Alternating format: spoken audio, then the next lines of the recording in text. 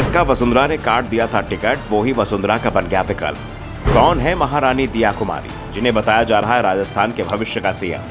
PM के मन से दिया कुमारी को बोलने का दिया गया मौका, वसुंधरा को नहीं मिला था चांस।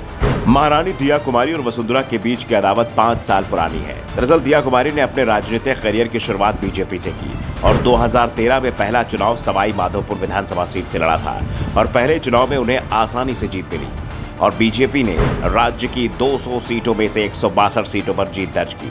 वसुंधरा राजे सिंधिया को सीएम बनाया गया, लेकिन जल्द ही दिया कुमारी और वसुंधरा के बीच टकराव शुरू हो गया। दिया कुमारी ने इसकी शिकायत हाईकमान से भी की, लेकिन वसुंधरा के आगे हाईकमान की एक भी नहीं चली। यहां तक कि पीएम मोदी और उस समय के बीजेपी के राष्ट्रीय अध्यक्ष अमित शाह भी राजस्थान के मामले में हस्तक्षेप नहीं कर पा रहे थे। वसुंधरा के दबाव के चलते दिया कुमारी पार्टी में पूरी तरह से अलग थलग पड़ गई थी। इसके बाद जब 2018 में विधानसभा चुनाव हुए तो दिया कुमारी ने चुनाव लड़ने से इनकार कर दिया। पार्टी हाईकमान को बता दिया कि वो चुनाव नहीं लड़ना चाहती, इसलिए उनके टिकट पर विचार न किया जाए। दिया कुमारी ने चुनाव नहीं लड़ा और 2018 के राजस्थान विधानसभा चुनाव में बीजेपी को हार मिली और कांग्रेस की सरकार राज्य में बन गई और इसके साथ ही बीजेपी हाईकमान ने वसुंधरा को किनारे करना भी शुरू कर दिया। राज्य में जो भी पार्टी के अंदर नियुक्तियां हुई उसमें वसुंधरा समर्थकों को प्रमुखता नहीं दी गई, बल्कि वसुंधरा विरोधियों को आगे बढ़ाया गया।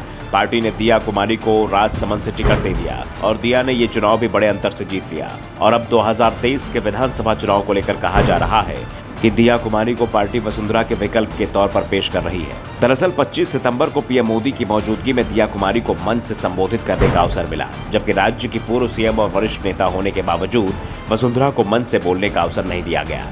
इसके बाद से चर्चा शुरू हो गई कि भाजपा सांसद दिया कुमारी को वसुंधरा राजे के विकल्प के तौर पर राज्य की राजनीति में आगे कर सकती है। इसके अलावा दिया कुमारी के सहारे पार्टी राजपूत वोटरों को भी अपने पाले में करने की कोशिश कर रही है। राज्य में लगभग 14% राजपूत वोटर हैं और 60 सीटों पर राजपूत वोटरों का दबदबा है। ऐसे में अब उनके नेताओं को आगे लाकर राजपूत वोटरों को साधने की एक कोशिश के तौर पर देखा जा रहा है। हालांकि वसुंधरा राजे भी राजपूत ही हैं, राजसमंद की सांसद दिया कुमारी भी राजपूत हैं, इसलिए ऐसा माना जा रहा है कि वसुंधरा राजे की जगह भाजपा अब उन्हें आगे कर सकती है। राजस्थान की बात की जाए तो यहाँ मुख्य रूप से 4 से 5 जातियों का दबदबा रहता है, जिसमें राजपूत, जाट, मेड़ा, गहलोत और माली समाज प्रमुख है। बीजेपी के कई नेता राजपूत समुदाय से ही आते हैं और भैरव सिंह शेखावत के समय से ही राजपूतों में बीजेपी के प्रति सबसे ज्यादा समर्थन रहा है और बीजेपी अपने इस मजबूत वोट बैंक को अपने पाले में बनाए रखना चाहती है। राजपूत वोट करीब 60 सीटों को प्रभावशाली है।